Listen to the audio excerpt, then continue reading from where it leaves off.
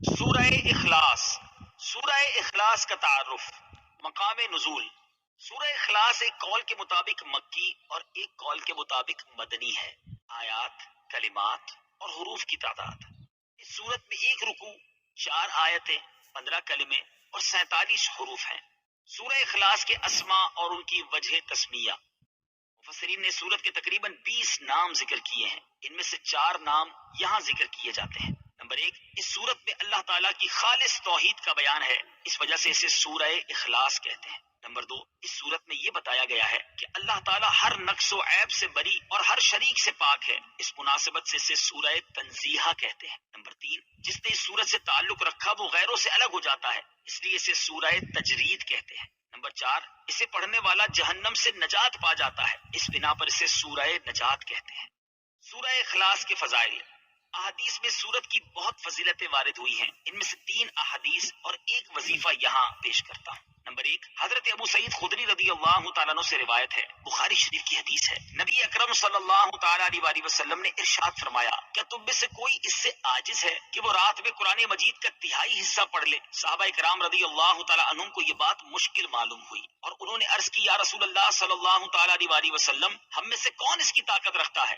آپ صلی اللہ تعالیٰ علیہ وسلم نے ارشاد فرمایا، سورہ اخلاص تہائی قرآن کے برابر ہے. نمبر 2، حضرت عائشہ صدیقہ رضی اللہ تعالی عنہا فرماتی ہیں، بخاری شریف کی حدیث ہے، حضور پرنور صلی اللہ تعالی علیہ وسلم نے ایک شخص کو ایک لشکر میں روانہ کیا. وہ اپنے ساتھیوں کو نماز پڑھاتے تو سورہ فاتحہ کے ساتھ سورت ملانے کے بعد سورہ اخلاص پڑھتے تھے.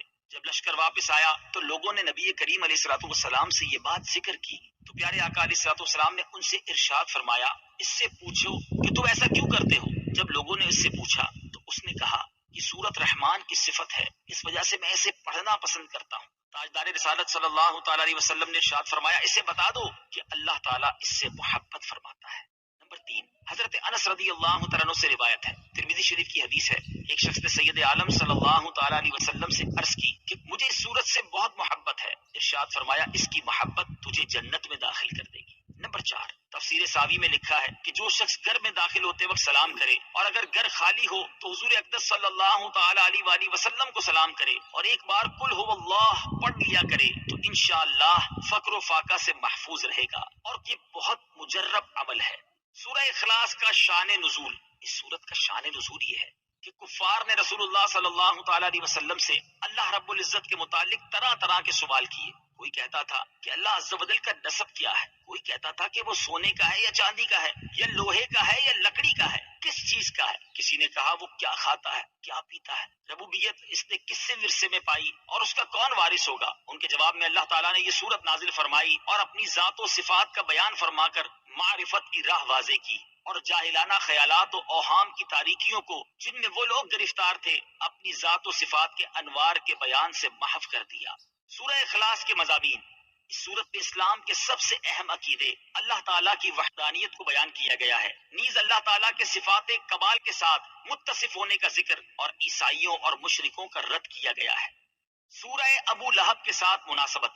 سورہ اخلاص کی اپنے سے ماں قبل سورت لہب کے ساتھ مناسبت یہ ہے کہ دونوں سورتوں کی آیات کے آخر کا وزن ایک جیسا ہے.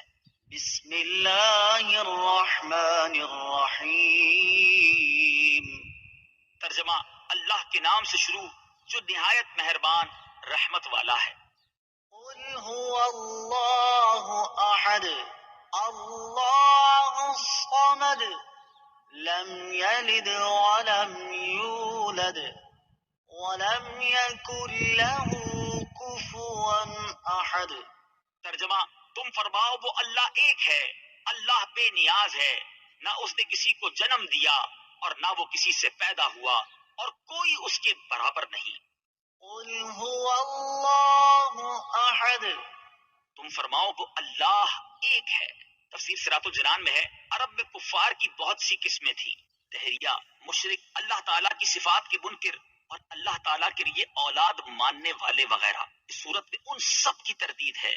وہ اللہ فرمانے میں دہریوں کی تردید ہے، احد فرمانے میں مشرکین کا مکمل رد ہے، اور اگلی آیات میں بقیہ کفار کا رد ہے. ارشاد فرمایا کہ وہ اللہ ایک ہے، یعنی ربوبیت اور الوہیت میں عظمت و کمال کی صفات کے ساتھ موصوف ہے. اس کی نہ کوئی مثل ہے نہ نظیر اور نہ شبیہ، اس کا کوئی شریک نہیں. اللہ الصمد، اللہ بے نیاز ہے۔ تفسیر صراط الجنان میں ہے، ارشاد فرمایا کہ اللہ تعالیٰ ہر چیز سے بے نیاز ہے، نہ کھائے نہ پیے، ہمیشہ سے ہے اور ہمیشہ رہے گا، کسی کام میں کسی کا حاجت مند نہیں۔ لم یلد ولم یولد، نہ اس نے کسی کو جنم دیا اور نہ وہ کسی سے پیدا ہوا۔ تفسیر صراط الجنان میں ہے، اللہ تعالیٰ اولاد سے پاک ہے کیونکہ اولاد باپ کی جنس سے ہوتی ہے، اور اللہ تعالیٰ اس سے پاک ہے، یوں ہی وہ خود کسی سے پیدا نہیں ہوا کیونکہ وہ قدیم ہے یعنی ہمیشہ سے ہے، اور پیدا ہونا اس چیز کی صفت ہے جو پہلے نہ ہو اور پھر وجود میں آئے۔ اس میں مشرکین اور یہود و نصارہ سب کی تردید ہے۔ مشرکین فرشتوں کو اللہ تعالیٰ کی لڑکیاں کہتے تھے، یہودی حضرت عزیر علیہ الصلوۃ والسلام کو، جبکہ عیسائی حضرت عیسیٰ علیہ الصلوۃ والسلام کو خدا کا بیٹا مانتے تھے۔ وَلَمْ يَكُنْ لَهُ كُفُوًا أَحَدٌ، اور کوئی اس کے برابر نہیں۔ تفسیر صراط الجنان میں ہے، یعنی نہ ذات میں نہ صفات میں، کیونکہ وہ واجب ہے، خالق ہے، باقی سب ممکن مخلوق اور حادث ہیں۔ اس کی صفات ذاتی، قدیم، غیر محدود ہیں، جبکہ مخلوق کی صفات عطائی، حادث اور محدود ہیں۔ صدق اللہ